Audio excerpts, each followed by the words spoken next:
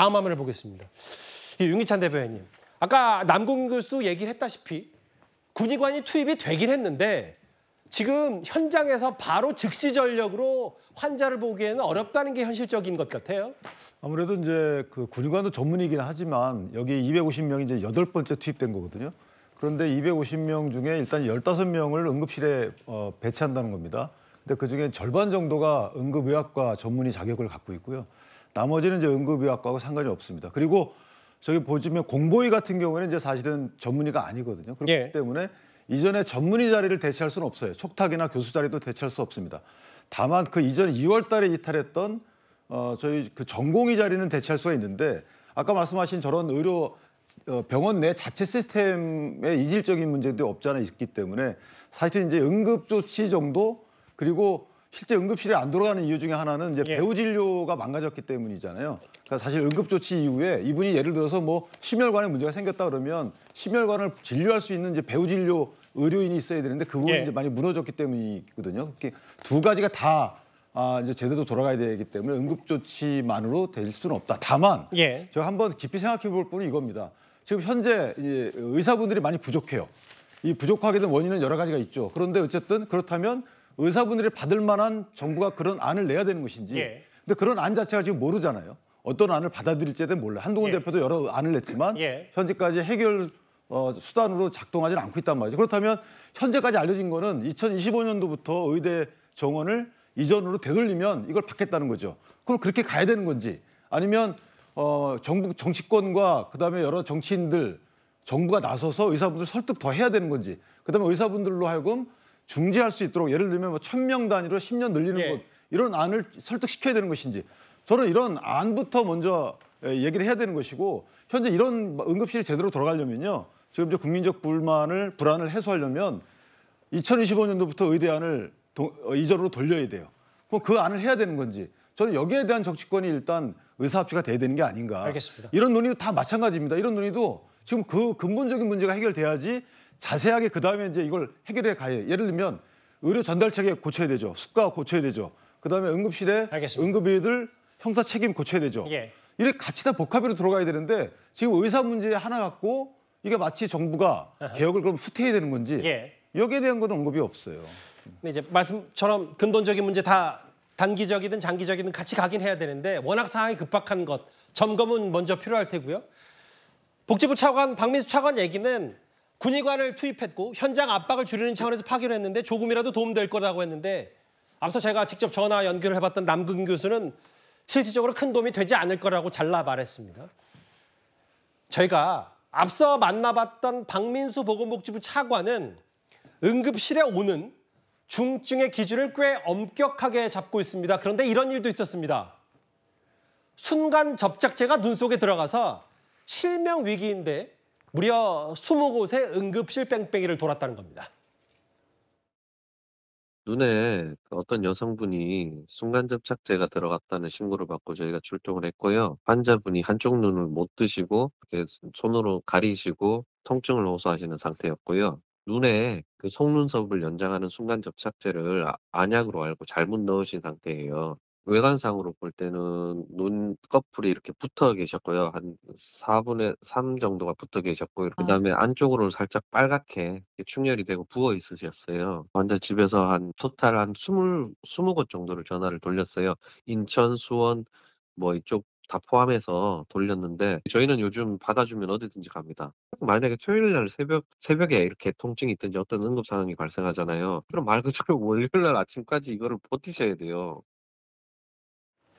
지금 밤이든 주말이든 응급실이 제 역할을 잘 못하니까 아까 이 구조국장 얘기도 있고 최진봉 교수님 지난 주말에 순간접착제를 안약으로 착각해서 119에 신고했는데 20번 이건 정확히는 구급차 뺑뺑이가 아니라 전화 뺑뺑이였어요. 그러니까요. 전부 이송을 거절했다는 거 아닙니까? 아니, 그러니까 지금 지난 주말에 강남에서 환자가 발생했는데 그 환자가 어디까지 전화를 돌렸냐면 인천, 그다음에 수원까지 전화를 돌렸대요. 서울에 있는 병원들 응급실에 받아주지 않으니까 결국은 인천이나 수원까지 전화해서 혹시나 받아준 데 있나 해서 전화해서 20곳을 돌렸는데 한 곳도 안 받아줬다는 거 아닙니까? 결국 이틀 동안 그 붙어있는 눈꺼풀 붙잡고 이틀을 버텼어요. 그리고 나서야 치료를 받을 수 있었어요. 이게 현실입니다, 지금.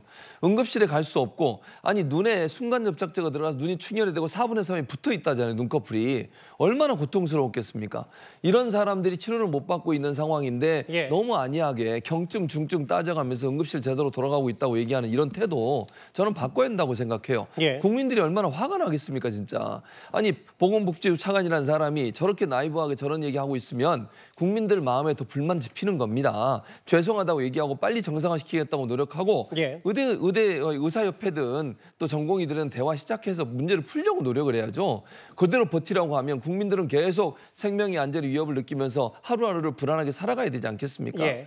이런 일들이 발생하고 있는 근본적 원인의 해결은 정부가 하는 겁니다. 정부가 적극적으로 나서서 이 문제 해결하도록 노력해야 한다고 봅니다. 근데 이제 말씀하셨던 적극적으로 노력 해결하는 데가 꼬인 실타래가 워낙 많기 때문에 어디서부터 어떻게 손을 댈지 모른다고 했는데 이렇게 최진봉 교수 말씀도 그렇고 남궁인 교수 얘기도 최 교수님 이거잖아요.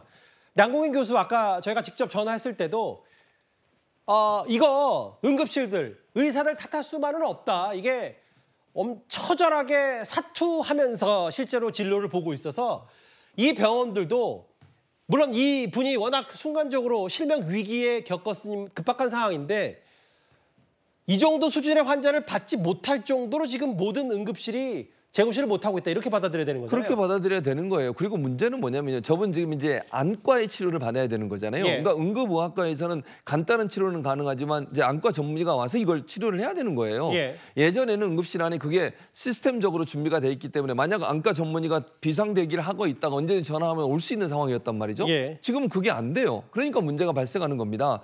응급의학과 교수들도 필요하지만요. 응급의학과 의사뿐만 아니라 전문의들도 대기가 가능한 상태가 돼야만 언제든지 문제가 돼서 치료가 가능한 상황이 되는 거예요. 근데 예. 그런 분들이 다 병원을 떠나 있는 상태이기 때문에 문제가 발생한 거고 지금 응급실 문제도 바로 그런 문제입니다. 남궁 그 의사 선생님이 얘기했던 것처럼 예. 그분은 지난번에 뭐라고 얘기했냐면 전체 100%의 가동률이라고 하면 현재는 30% 정도 돌아가고 있다는 거예요. 그것도 의사들의 온 힘을 다해서 버티고 있는 상태예요. 정부는 5% 정도라고 얘기를 그게 했는데 괴리가 생기는 거잖아요. 그러면 의사 선생님들은 30% 돌아가고 있다는데 정부는 70% 돌아가고 있대요. 그러면 어디에 대체 문제가 발생하는 겁니까? 제대로 된 검증 인지도 잘 모르겠고요. 정부가 이런 부분에 대한 실태 조사를 좀 더 현실적으로 할 필요가 있고 저는 뭐 문제 해결이 여러 실타리가 있지만 대화부터 시작해야 한다고 생각해요. 그 부분이 처음부터 다 시작을 해서 예. 문제를 풀기 위한 노력들을 지금부터 시작해야 한다고 봅니다. 결국 저 눈에 순간접착제를 넣었던 그분은 이제 실제로 직접 병원을 찾아가는 상황까지 발생을 했는데 저 말고요. 순간접착제 사고 말고요. 저 김진욱 대변인님. 사실 최근에 가장 충격적이었던 게 지금 여전히 의식불명 상태인 응급실 뺑뺑이 돌다 의식불명된 지 2살 28개월 여자아이요. 이 아이가 어제 우리가 속보로 만나봤다시피 정부는 이제 11곳 그 지나친 응급실에 대해서 법적 처분 얘기까지 검토하고 있는데 어떻게 받아들이셨어요? 정말로 이런 거를 우리가 탁상 행정이라고 얘기하지 않습니까? 아니 지금 이미 다 지나간 그 상황 속에서 이 과정들을 복귀하는 거 중요합니다. 예. 그러나 이 복귀를 통해서 어떤 실효적인 대책을 만들 수 있죠? 좀 전에 우리가 그 남궁인 교수님하고 통화에서도 이런 얘기가 나왔었는데 이게 실효적이지도 않고 각 병원의 응급실의 상황에 대해서 알지도 못하는 상태고 또 하나는 여기에서 근무하고 있는 의사 선생님들께서 이런 경험, 이런 걸 조사받고 이런 거 취재하고 이런 거 하다 보면은 결국은 사기도 꺾여서 그나마도 열심히 하고자 하는 그런 의지마저도 꺾는 거 아닌가 이런 말씀들을 하시고 계시잖아요. 예. 그러니까 지금 현장을 너무 모르는 상태에서 책상에 앉아가지고 왜 안 되느냐라고만 다구치고 있는 거예요. 정부의 모습을 보면 이런 모습 가지고 이게 과연 어떤 대책으로 작용될 수 있을지 저는 의심스럽습니다. 어제도 제가 이런 식이면 전국에 있는 모든 병원이 아마 한 번 이상씩의 조사를 받게 될 거다 이런 말씀을 드렸는데 예. 저는 그렇게 될까 봐 그래서 더더군다나 지금 이 의료 현장에서 사기마저 꺾어놓을까 봐 예. 걱정스럽습니다. 중간 정리를 하나 해야 될 건 결국은 이게 저희가 현장의 응급 상황 해가지고 밤이 되고 그리고 주말에는 응급실을 찾지 못하는 시민들과 환자들이 늘어나고 있다는 취지인데 뭐 그럼에도 이게 어떻게 정부만 잘못했냐. 의사들도 환자를 볼모 삼아서 집단 이기주의를 지금까지 의대 증원 문제로 잡고 있었던 거 아니냐. 이런 비판에서도 분명히 자유로울 수는 없을 겁니다. 그런데 지난주 국민의힘 연찬회 때도요. 친윤, 친한 할 것 없이 정부의 대응을 질타했다는 소식을 전해드렸었는데 오늘 의사 출신 안철수 의원이 이런 얘기를 했습니다. 한번 들어보겠습니다. 정부 고위직 방문을 위해서 보여주기식으로 병원을 이렇게 보여주시는 경우가 있는데 아마도 고위직이 그런 곳을 방문하신 거 아닌가 싶습니다. 그러다 보니까 정부 발표가 응급실은 99%가 24시간 운영되고 의료진은 73%가 지금 근무하고 있고 뭐 필수 의료 투자 10조 원 뭐 하겠다 뭐 이런 좀 현장과는 완전히 좀 다른 그런 이야기가 나오는 거 아니겠습니까? 어제부터인가요? 이제 여당 내에서는 특히 안철수 의원, 의사 출신인 안철수 의원이 이거 쓴소리를 좀 내고 있는데 대통령이 지난번 세 번째 공식 기자회견 때 현장 가보면 안다라고 했는데 대통령이 보여주기식 대통령이 온다고 잘 갖춰놓은 현장만 간 거 아닌가 이렇게 꼬집었습니다. 어떻게 들으셨어요?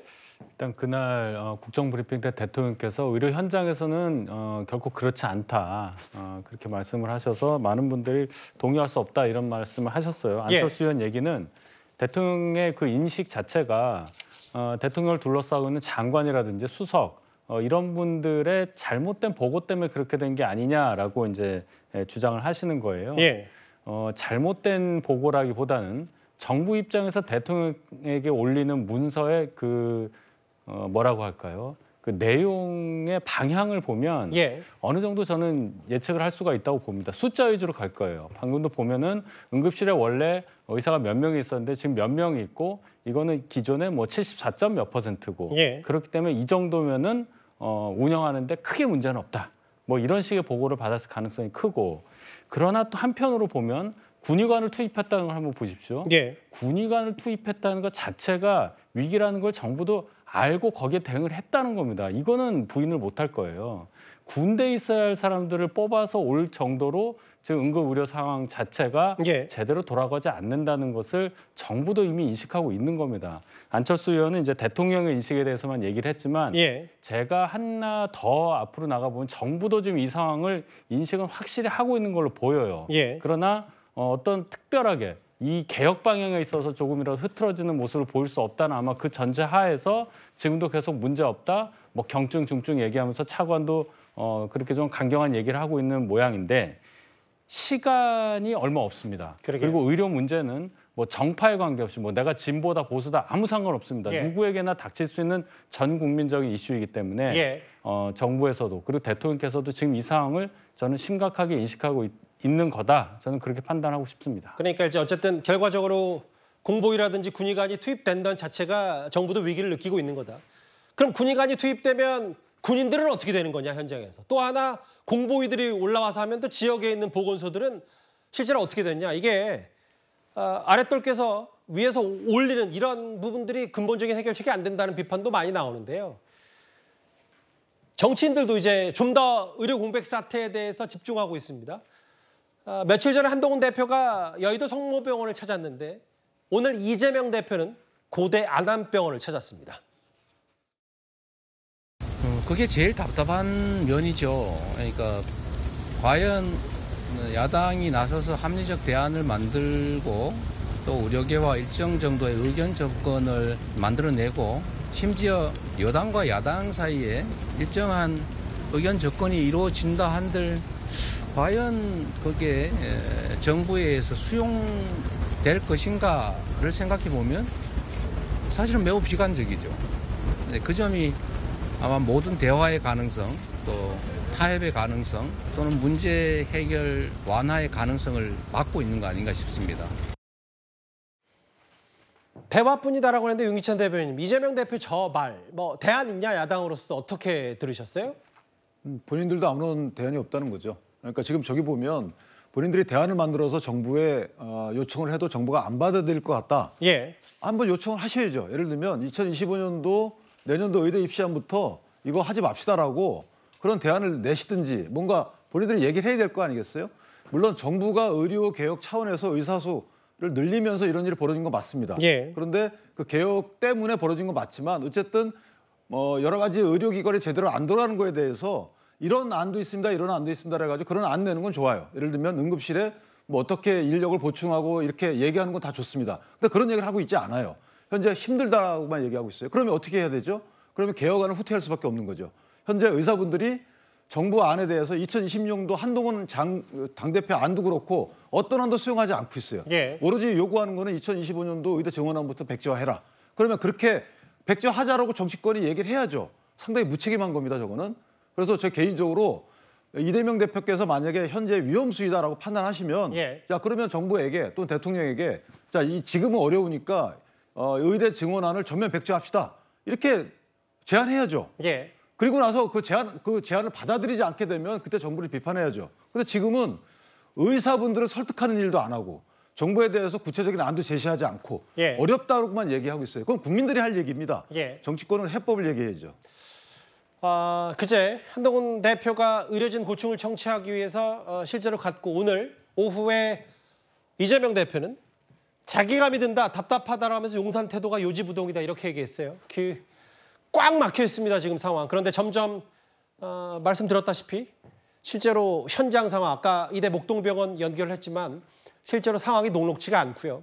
윤희석 대변인. 그런데 이제 대구에서 홍준표 시장이 뭐라고 얘기를 했냐면 이런 얘기를 했어요. 집권 여당이 강 건너 불 보듯 한다. 뭔가 해법을 내놔야 된다라고 홍준표 대구시장이 한동훈 대표를 겨냥해서 설익은 대책을 툭툭 던진다. 무책임하다라고 했는데 집권 여당의 대변인으로서 저 홍 시장의 지적을 어떻게 받아들이시겠어요? 상황이 지금 잘 안 풀리니까 그런 비판을 하실 수 있는 부분이 있겠지만은 한동훈 대표를 비롯한 지도부가 아무 일도 안 하고 말만 툭툭 던지는 건 아닙니다. 얼마 전에도 한동훈 대표가 예. 전공의 대표와 비공개로 만난 적이 있잖아요. 이건 뭘 얘기하냐면 지금 가장 시급한 게 전공의가 복귀를 하는 거, 물리적으로 복귀를 해서 일을 하면서 뭔가 일이 진행되는 거 이게 제일 중요한데 예. 그런 차원에서 설득이라고 할까요? 그런 작업을 누구라도 해야 하는 상황에서 아무도 안 하고 있다. 그래서 비공개지만 한동훈 대표가 나서서 전공의 대표를 만난 겁니다. 예. 지금 정부와의 채널이 막혀 있고 의료계도 하나의 채널이 아니라 여러 채널로 나뉘어져 있는 상태에서 정부도 누구와 얘기해야 될지를 모르는 상태. 예. 그렇다면은 당에서라도 가장 직접적으로 지금 이 상황을 해결할 수 있다고 볼 수 있는 전공의 대표와 만나서 뭔가 대화를 나눴다는 것은 큰 의미가 있고 박단 대표 만났었잖아요. 한동훈 그렇죠. 대표가. 예. 만나서 그럼 왜 결과가 없느냐 하는데 지금 한 번 만나서 뭐가 결론이 나올 수 있는 상황은 아니지 않습니까? 예. 여당 지도부 내에서도 의료계 각계각층 이뇨한 최고위원도 계시고요. 예. 또 한지아 수석 대변인도 있고 이런 의료계 종사하시는 분들 모두 총동원해서 의료계와 물밑에서 계속 대화를 하고 있다. 그런 노력은 인정해 주시기를 바랍니다. 김진욱 대변인 보셨을 테니까 홍 시장 생각은 물론 뭐 한동훈 대표에 대해서 뭐 최근에 이제 앞으로 여의도 정치에 별로 관여 안 하겠다고 했는데 다시 이제 SNS죠. 뭐 의료 개혁은 또 다를 수도 있습니다만 어쨌든 한동훈 대표가 용산이 받아주진 않더라도 뭐 못을 받긴 했지만 유예안을 내긴 냈었잖아요. 근데 이제 집권 여당이 아무것도 안 하냐라고 홍 시장이 비판하고 있는데. 그러니까 유예안을 내긴 하고 거기에서 멈췄기 때문에 저런 비판도 나오는 것이다라고 예. 생각이 돼요. 아무리 용산 대통령실에서 한동훈 대표의 유예안에 대해서 부정적인 생각을 갖고 있다 하더라도 한동훈 대표가 정말로 이 국민들의 건강과 지금의 의료 현장의 심각성을 인식하고 있다면 끊임없이 매일 이런 말씀을 좀 하셔야 되는 게 아닌가. 좀 전에 윤 변호사님께서 이재명 대표가 한 얘기가 굉장히 무책임하다라고 하시는데 그렇지 않습니다. 이미 여야의 대표가 만나서 이 부분에 대해서 상당히 위험한 시그널까지를 용산에다가 보냈음에도 불구하고 용산 대통령실의 반응이 진짜 너무나 확고부동하고 요지부동이라는 표현 나오죠. 그렇기 때문에 한동훈 대표라도 더 적극적으로 현장에 가시고 목소리를 좀 내주십사. 그래서 오늘도 이재명 대표도 현장에 간 겁니다. 그리고 이재명 대표가 오늘 이런 얘기해요. 지금 유예안 지금 26학년도의 의대 정원 증원에 대해서 재검토해야 할 필요가 있다라는 얘기도 합니다. 사실 지금 어떤 것이 정답인지 잘 모르겠습니다만 어쨌든 25학년도의 이 의대 증원 문제는 이렇다 손을 댈 수 없는 지경에 이르렀다 하더라도 26학년도부터의 의대 증원에 대해서라도 지금부터 다시 논의를 하자. 그걸 기반으로 해서 다시 의사협회하고 알겠습니다. 뭐 이런 얘기들을 다시 해보자라는 얘기는 지금 여당이든 야당이든 그 지금 대표가 합의를 또 일정 부분 하고 계시기 때문에 그 부분에 대해서는 끊임없이 대화하는 노력을 좀 해야 하지 않겠나 싶습니다. 근데 제가 짧게 예. 괜찮을까요? 지금 정부 입장에서도 2026년도부터는 재검토할 수 있다는 입장이에요. 네. 의료계하고 그 인원에 대해서 추계 기구를 만들자는 거거든요. 네. 그런데 지금 양 대표끼리 합의 안에 보면 2025년도 안은 본인들도 어쩔 수 없다라고 들어가 있어요. 예. 그러면 정부의 개혁안을 지지하는 거거든요. 일단은 그렇다면 어디다 얘기를 해야 되겠어요? 정부의 개혁안을 지지하고 나면 의사분들께 설득을 위한 노력을 해야 될 거 아니겠어요? 예. 근데 그걸 안 하고 있기 때문에 제가 그런 말씀을 드린 거죠.